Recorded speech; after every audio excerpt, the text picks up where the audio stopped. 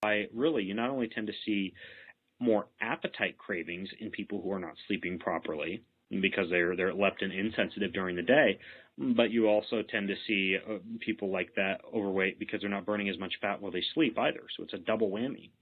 Now, melatonin right around that point is also going to enter an area of your brain called your suprachiasmatic nucleus, which we're just going to call the SCN.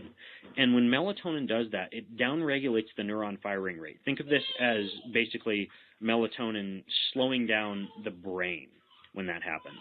And when you downregulate your neuron firing rate, you allow a lot of your neurons to heal. You're shutting down brain activity to allow your nervous system to heal, and you'll feel a lot sharper when this happens. When you wake up in the morning. Now, the other thing that happens when that melatonin peaks is you get a release of prolactin.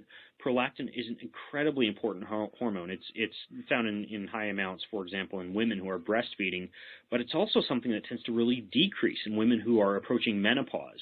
And when you see this drop in prolactin, it has this real profound effect on, especially like postmenopausal women and their brain activity, their propensity to weight gain, and also the propensity for inflammation. Because what prolactin release does is it increases your cell autophagy, which again is the recycling of cells, the renewal of cells, the creation of new cells, and it also increases growth hormone release. So if we get low levels of prolactin release while we're asleep, what we tend to see are low levels of growth hormone, and subsequently low levels of another very important hormone, kind of another anti-aging hormone called DHEA, as well as higher amounts of inflammation, which can be measured via blood interleukin levels, and that basically those are caused by higher amounts of what's called cytokine production, which is an inflammatory molecule. So you can see here how if we don't allow melatonin to basically enter the suprachiasmatic nucleus, or we don't allow leptin to enter the hypothalamus, we get a bunch of downstream issues that cause big problems. By the way, I don't know if during this particular webinar you guys can hear some of that commotion in the background. I hope it's not distracting to you. I'm just blocking it out personally, but I apologize if you're hearing some of that stuff. This was supposed to be like the quietest place on the planet, and instead it sounds like a little bit of a noise going on. But that's all right. We'll deal with it. So then we move to 2 a.m. to 6 a.m.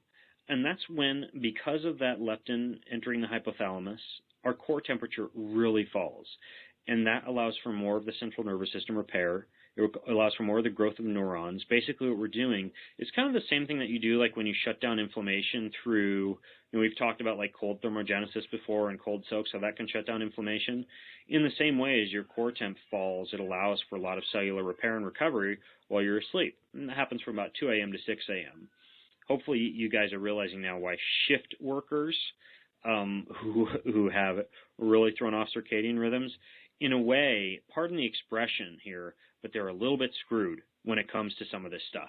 And you certainly do make some sacrifices when you're working shift, because you miss a lot of these things I'm talking about. Now, the other things that happen when your core temperature falls between 2 a.m. and 6 a.m. is your levels of circulating T cells, which are your killer cells of your immune system. Those peak to fight off infection and improve immunity. And if you've been asleep at some point during this window of low core temperature, if you've been asleep for 6 hours by this point, all of these functions are maximized. So if you're going to bed at midnight, you're completely missing this window. If you're going to bed at sometime between 9 and 10:30 p.m., you're putting yourself in a situation where you maximize this window. And honestly, do not laugh here. You're only really going to sympathize with me on this one or understand me on this one if you're someone who has been camping and realized that when you're camping, you actually get really tired around 8 p.m. as soon as it gets dark. If you go to bed at 8 p.m., you really can maximize this. So basically, low temperature signals your brain to release cortisol and restart the entire cycle that I just described. So that's kind of cool, huh? Because you get into that low temperature between 2 and 6 a.m., and then we started this whole discussion talking about how at 6 a.m., your cortisol levels surge. And it's that drop in low, or that drop in temperature that is the signal that tells your body, okay, it's time to start producing cortisol again, and we restart the circadian rhythm. I love this stuff. It's very cool. So let's talk